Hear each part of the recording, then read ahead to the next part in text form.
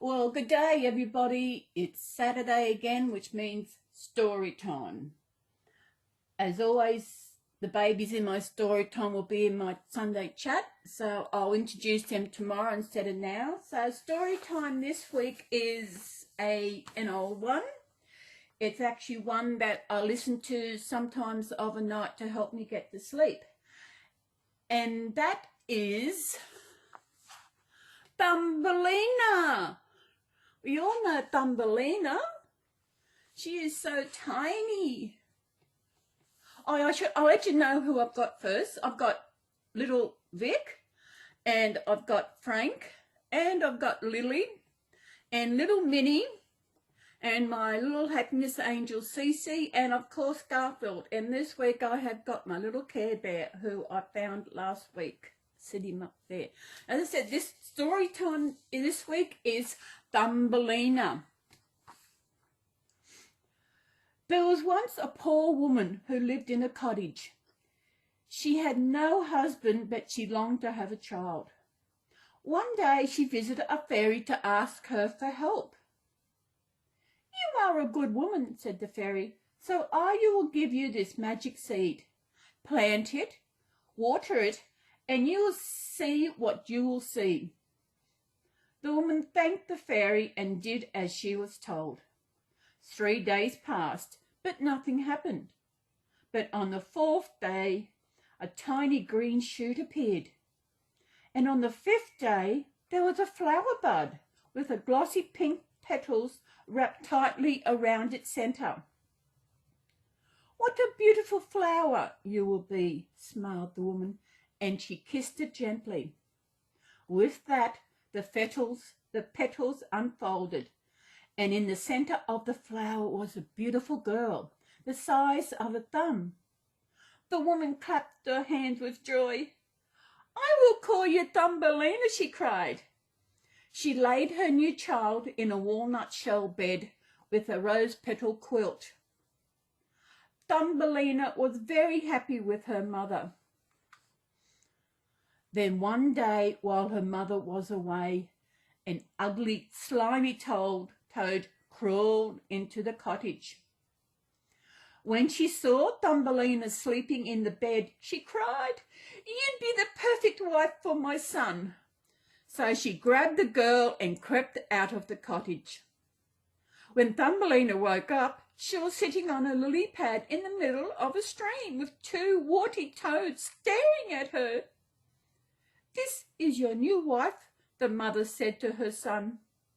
He opened his wide, toothless mouth in a grin, but all he could say was croak, croak. "Oh, poor Thumbelina."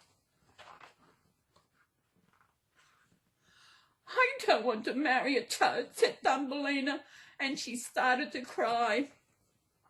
"How ungrateful," the mother toad scolded.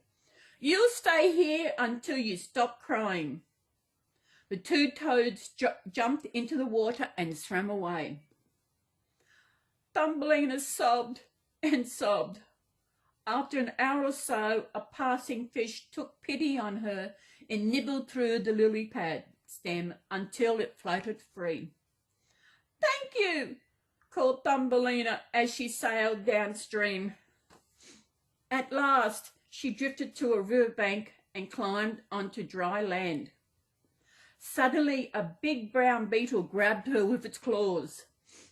"Put me down," said Thumbelina. "No," said the beetle. "You must marry me."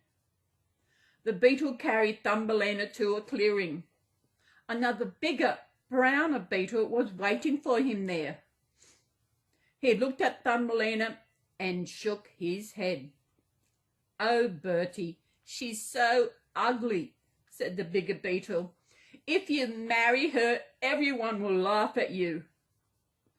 The 2 beetles argued, waving their claws in the air and pulling poor Thumbelina this way and that, until at last they let Thumbelina go. She ran off as fast as she could. Thumbelina lived in the country all summer long, She missed her mother, but had no idea how to find her way home. So she busied herself collecting wild berries and making friends with the birds and small creatures she met. When winter came, Thumbelina was cold and hungry until a kindly field mouse invited her to stay with him in his burrow. She was so grateful that she said yes at once. Life underground was warm and snug, but Thumbelina missed the sunshine. And then Mouse's friend Mole asked her to marry him.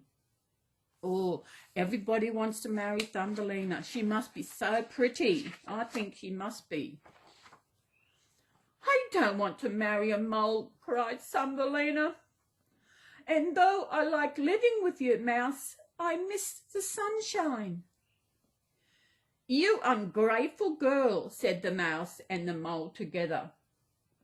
So Thumbelina sadly agreed to marry the mole, and a date was set for the following summer. Thumbelina was miserable. Then one day, as she walked through the underground tunnels, she found a swallow almost dead with cold. She hugged the bird against herself to warm him. The bird's heartbeat grew stronger. He slowly opened his eyes. You have saved my life, said the swallow. I flew into a storm while travelling south to the land of sunshine and flowers. Come with me. I cannot leave Mouse, she sighed Thumbelina. He has been so kind to me, and I promised to marry Mole. Do you want to marry this mole? Asked the swallow. Well, no, admitted Thumbelina. Then it's settled, said the swallow, stretching his wings. Come on. I will, said Thumbelina. So Thumbelina flew away to the south with the swallow. As she explored her new home, one especially beautiful flower opened in front of her. There, in the centre, was the fairy prince, no bigger than a thumb. Will you be my wife? He asked at once. I will, cried Thumbelina. So Thumbelina, wearing butterfly wings made specially for her, married the prince and became queen of the flower fairies. She did not forget her mother, and that very day arranged for fairy messengers to deliver a letter to her and a bouquet of the most beautiful flowers. Kind Thumbelina and her handsome husband lived happily ever after. Oh, that is nice. That was so pretty. Here she is, flying on the swallow, and there she met her prince. So she is finally happy. And I'm glad that she sent a note and a message to her mother to let her know what was going on. As I said, I listened to this story in my bedtime story that I listen to overnight to help me sleep. And it's similar to this and everything. But I always wondered while listening in it, what happens to Thumbelina's mother? Well, this story has just told me. That is really good. Oh, I hope you enjoy this. Oops-a-daisy. Poor little Minnie. Minnie just fell over. Yeah. That's it for this week. I hope you have enjoyed that story. I hope your babies have enjoyed that story. As you know, tomorrow is chat day, and I've made a list of what I'm doing. There is a couple of things I want to talk about, because as you know, talking does help me, and that's what I'm doing tomorrow. So I will see you then. I hope you have enjoyed this, you and my babies. I so like my little teddy bear. He's so cute. He's so nice and stuffy. And Garfield is laying here nice and patiently. All the others are sleeping. Oh, Vic is not sleeping. He's just lying there. Yeah. Oh, it's good. So everybody, thank you again, and I will see you all tomorrow in Sunday chat with what I'm chatting about. Hopefully this week I won't have blackouts. I know you could still see, but from my end it was black. So I will see you tomorrow with some more chatting stuff, and any comments are appreciated. Anything you want to know about me, just comment on my Sunday story time and I'll answer them in my Sunday chat.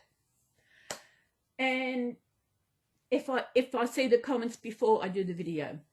So I will see you tomorrow, and have a beautiful day wherever you are in this beautiful world. Take care. Do what makes you happy.